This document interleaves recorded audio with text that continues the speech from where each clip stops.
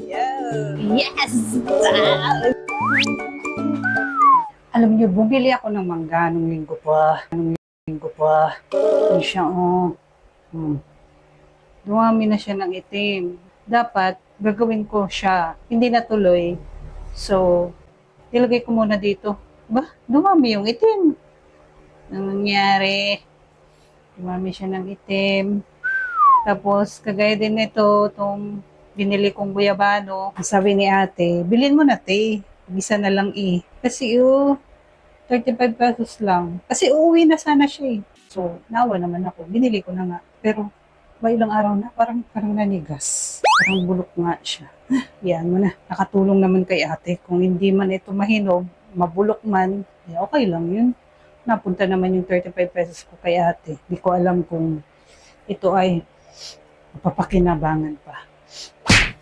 Mapapakinabangan ka pa ba? Ubulok ka na sa labas.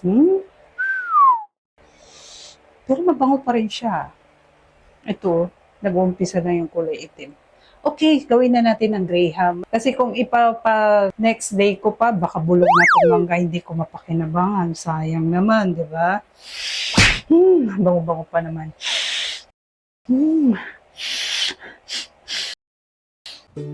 Inuha ko. Kukunin ko yung paglalagyan ng mango graham nandun sa taas.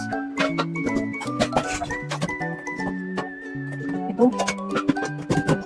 Wala pa naman siguro butas ito. Ay, dito na lang pala. Dito kayo na lang kaya sa which. Ay, basag pala ito. Wala lang yan. Ito, kung sakaling may extra, dito natin nilagay. Okay. Siya, yung apat. Bali, ito yung bigay ni Cayetano, natira. Last year pa to. Tapos ito, binili ko na. Ito, ang expiration nito ay susunod na taon pa.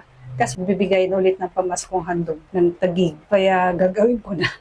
Baka makalimutan ko na naman, may expired. Kasi yung isa, naitapon ko na, expired na. Ito, si cream dinsada, 1 buwan na lang to. Naulan, guys. Ay, in fairness, maganda siya sa loob, oh. Tama yung sabi ng tindera na sa labas lang yung itim-itim.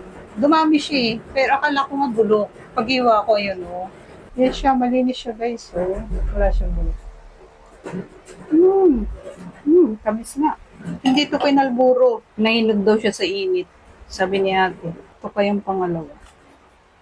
Okay siya. Yan siya, guys, oh. Itim. Wala. Nahiwa na natin. I-blender na natin to. Kasi kung hindi ko ito lalagyan, tuyong-tuyo siya. Actually, yung dalawang mangga, 111 ang price. Sabi ni ate, bigay mo na 100. Hindi ako tumawad, pero binigay 100 na lang daw. Wow. Ang mahal ng mangga ngayon, hindi pa tagmangga eh.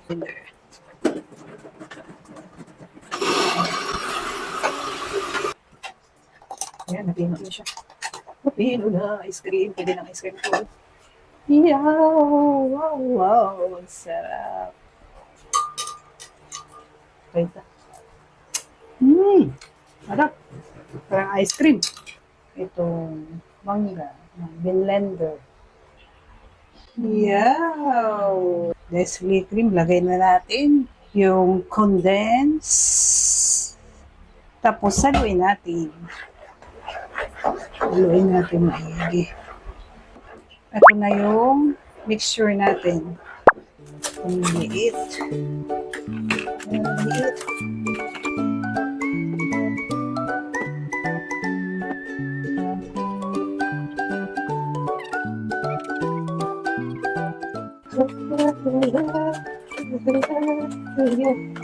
You can guess, you can try to follow your life. Ano yung ginawa natin? Tingnan nyo. Ano ba tawag doon? Fruit cocktail. Diba? May tira pa. Gagawin kong ice. Ilalagay ko na lang siya sa lagayan.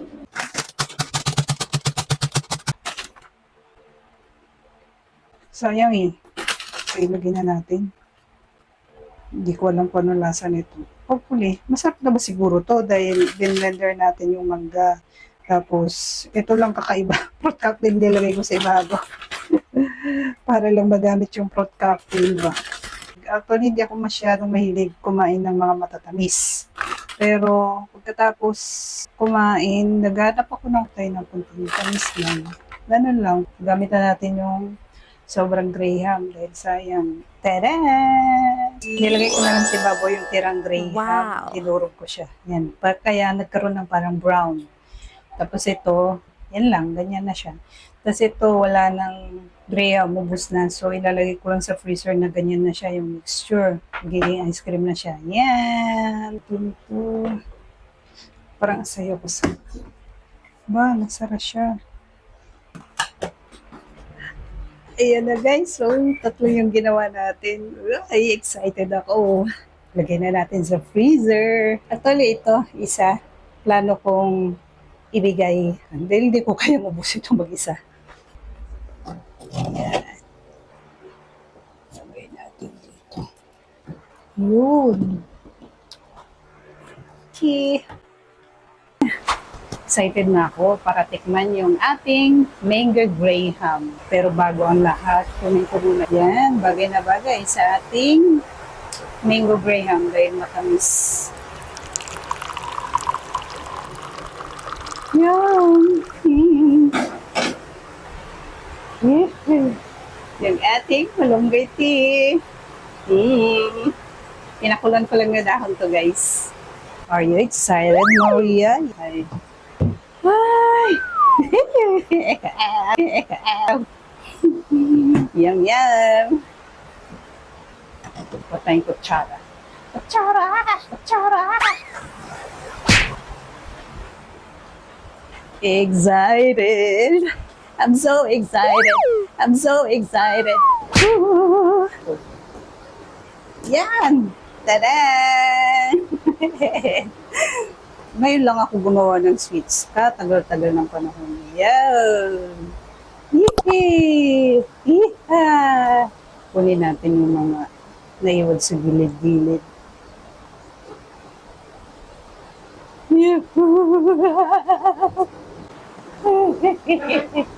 Yes! Ang sakit na ka! Oo eh.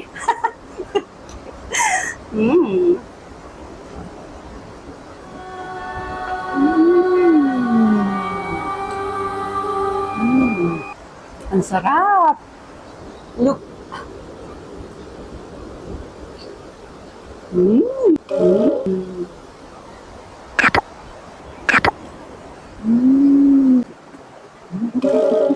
Thank you, Lord!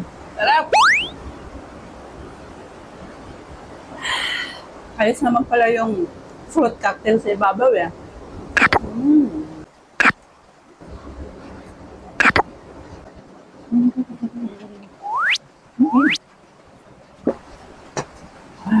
Ay, ang sarap. Baka tayo tumaba bukas ulit. Tama na yung isang slice. Kagabi, namalengke ako. Si ate nagtitinda ng mga reject eh. Reject na kamatis, galing sa Dison. Ngayon, ang isang kilo sa palengke na kamatis, 200, yung iba't 170, 150, gano'n. Sabi ko sa kanya kahapon, ate, tabihan mo ako ng kamatis pag meron ka kasi nagbe-blender nga ako. Tinabihan ako, meron, 35 pesos, isang balot.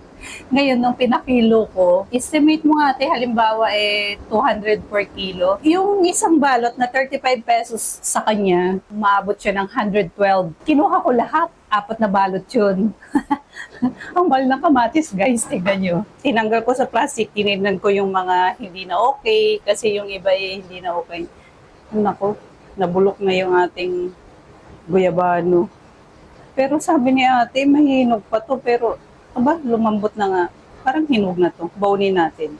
Alam niyo ang kaligayahan ko na guys. Yung mapuno ko yung ref ng mga bine-blender ko. Ayun, yung mga kamatis na binili ko kay ate. 35 lang isang supot, napakarami na. Oh, 'di ba? Tapos yung pipino. Ito, baunin ko na to para makain na. Binili ko kay Manong to kasama ng saging. Sinaawa ko, nagtutulak siya. Naulan. tumigil ako para bumili ng saging niya. Tapos bumili na rin ako ng rambutan. Pag bumibili ako sa ganun, hindi ko na tinatawaran dahil naawa ko. Naulan, tutulak siya ng kariton. Overripe na nga yung mga saging niya, pero binili ko pa rin dahil mura yung bigay na sa akin. Sa palengke, 190 pesos ang lakatan. Binigay na niya ng 60, although maliliit siya. Maliliit. O, diba? Ayaw mo pa ba ng 60? Tapos nakatulong ka pa kay Manong. Doon siya sa highway, nagtutulak. Pauwi na siya. Ang dami niyang saging overripe na. Hindi niya na mabibenta yun dahil syempre yung iba, ang tinitignan yung magandang klaseng saging. Sa akin naman, basta binalatan mo siya at okay yung loob, okay na sa akin. Biniblender ko lang naman yun eh. Yun lang yung kaligayahan ko guys. Pagkain. Pagkain. Pagkain. Pagkain. Pagkain. Bawunin natin para hindi na tayo bibili ng mga extra food. Yan, may baon na tayo. Yung rambutan at saka yung guyabano. Ito yung sobrang malunggay cake. Inumin ko to habang. Pag naglalaga ako ng malunggay, 2 baso. Yung isang baso pagkatapos ng breakfast, sasabay ko sa dessert. Tapos yung tira na 1 baso, habang nagugas ako, inuubos ko siya pakunti-konti. Basta wala na akong dahon ng malunggay, naghanap ako sa palengke niyan. Lalaga. Tapos yun na yung kape ko, guys. Diba? Tip. Ay, tapusin na natin.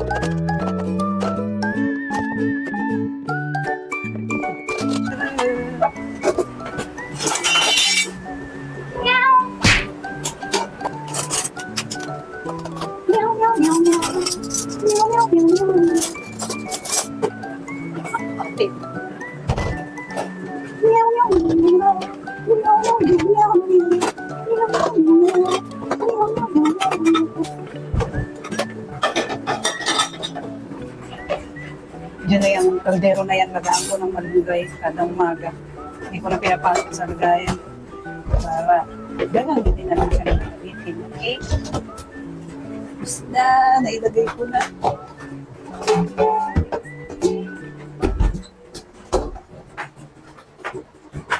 Tira natin malunggay.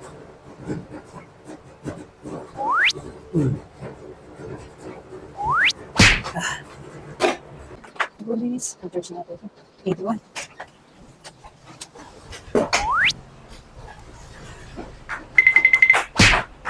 Guys, turuan ko kayo kung paano magwalis ng expert.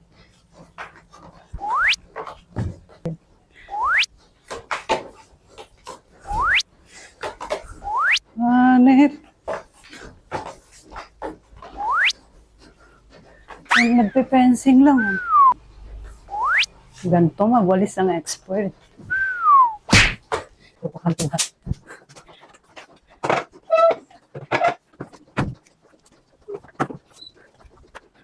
Bigay na natin yung narinig ko yung kapitbahay ko. Thank you, Graham.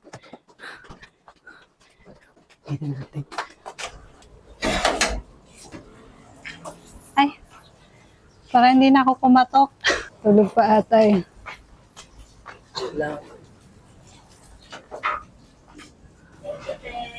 Ay, welcome. Kala ko tulog ka pa eh.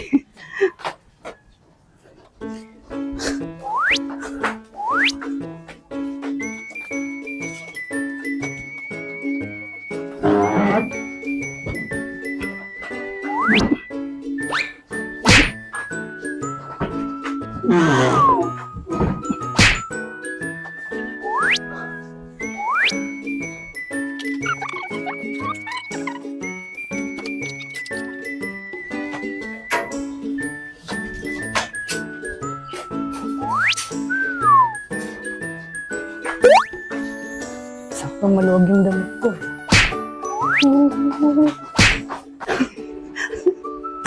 Okay, guys. Subscribe naman kayo, please. Pagod na ako sa kakasayaw dito ay. Subscribe kayo, tapos mag-comment na rin. Bye! Thank you for watching, guys. Bye!